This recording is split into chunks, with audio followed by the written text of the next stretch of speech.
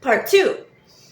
So, what I mean by we teach ourselves to look at things in a negative light, or we tend to teach ourselves to like associate certain triggers with panic attacks.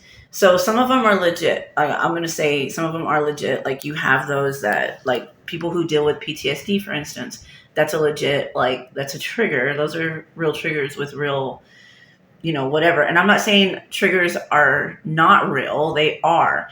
But sometimes we ourselves do it to ourselves. So like my example, those of you who have followed me for years, know my story about my very first panic attack, where basically I had popcorn 15 minutes prior. And so for years and years and years, I would not eat popcorn because I associated it with having a panic attack.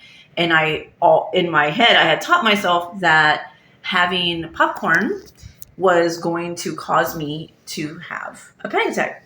So I didn't eat it for a long time, for years. And until I decided to try it without freaking out, right? So we teach ourselves like to associate things with things. Like we teach ourselves, okay, well that's bad. Or like agoraphobia. What happens? We're afraid to be outside. It could be various reasons. There's a lot of various reasons to agoraphobia, but it is that we are afraid to go outside. That's just the gist of it, right? I've had that. I've dealt with agoraphobia before.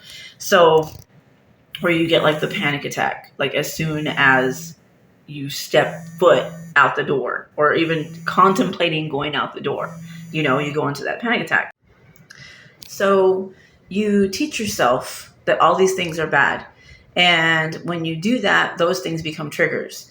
And from then on, you are having this avoidance of those things, even if they don't really cause any kind of.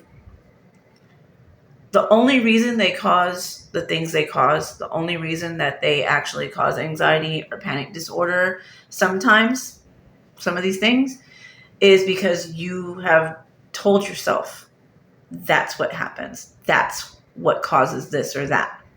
And I know this from experience, because when I started being real with myself and I started actually being like, okay, does this really cause panic disorder? Am I feeling this because of this or that? When I started questioning myself is when I started to look at things differently and learn things in a different way and see things differently. And it made it to where everything was way better for me. And the triggers weren't triggers anymore. So remember, you're not alone.